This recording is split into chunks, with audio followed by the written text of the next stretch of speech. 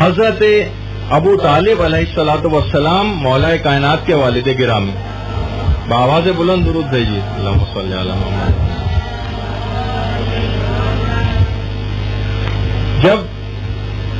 حضرت ابو طالب کا انتقال ہوا تھا تو پیغمبر اسلام زاروں قطار رو رہے تھے اور کہہ رہے تھے کہ اے میرے چچا، آپ نے صلہ رحمی کا تو حق ادا کر دیا، اور اس صلہ رحمی کو کرنے کے نتیجے میں آپ اعلیٰ مقامات کے اوپر بھی فائز ہوئے ہیں چچا، اور آپ نے ایک یتیم کی سرپرستی کی، اس یتیم کو بڑا کیا، اور جب وہ یتیم بڑا ہو گیا تو آپ نے اس کی حفاظت اور مدد کا بھی انتظام فرمایا۔ پھر فرمایا لَشْفَعُنَّ لِعَمَّتِ شَفَاعَةٍ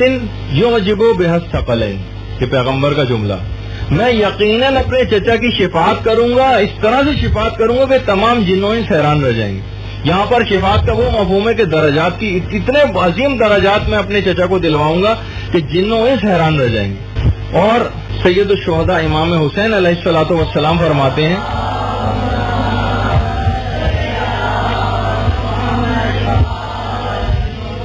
کہ میرے بابا رہبہ، کوفے کا ایک میدان تھا رہبہ کے نام سے، وہاں پر میرے بابا کے گرد لوگ حلقہ کیے ہوئے ہیں،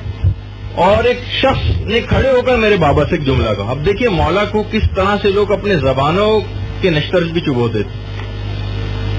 کہ اے امیر المومنین، آپ اللہ کی طرف سے ایک اعلیٰ مقام رکھتے ہیں، لیکن آپ کے باپ دوزخ میں، اس کی کیا وجہ ہے؟ بس یہ جملہ سننا تھا کہ مولا متقیان کا چہرہ متغیر ہو گیا۔ ایک جملہ کہا فَضَّلَّهُ فَاقَ، خدا تیرے منہ کو توڑ دے، بالحق نبی، مجھے اس خدا کی قسم جس نے محمد کو برحق نبی بنایا ہے، اگر میرے بابا اس روئے زمین پر تمام گناہگار مومنین کی شفاعت بھی کا کہہ دیں تو پروردگار ان تمام لوگوں کی شفاعت کو قبول کر لے گا، ان تمام لوگوں کی شفاعت کے لیے ابو طالب کی اس بات کو قبول کر لے گا اور سب لوگوں کو معاف کر دے گا۔ یعنی اتنا زیادہ میرا باپ جو ہے اس کی طاقت رکھتا ہے۔ کیا تم اس بات کا گمان کرتے ہو، امام نے فرمایا، کہ اس کا باپ دوزخ میں جائے جو خود جنت و دوزخ کا تقسیم کرنے والا ہو؟ مجھے پیغمبر برحق کی قسم، قیامت کے روز میرے بابا ابو طالب کا نور تمام مخلوقات کے انوار پر چھایا ہوا ہوگا، سوائے نور محمد، نور فاطمہ، نور حسن و حسین اور باقی ائمہ کے۔ یاد رکھ لو کہ نور ابو طالب ہمارے نور سے ہے جو پروردگار عالم نے حضرت آدم کو خلق کرنے سے 2000 سال پہلے خلق فرمایا تھا۔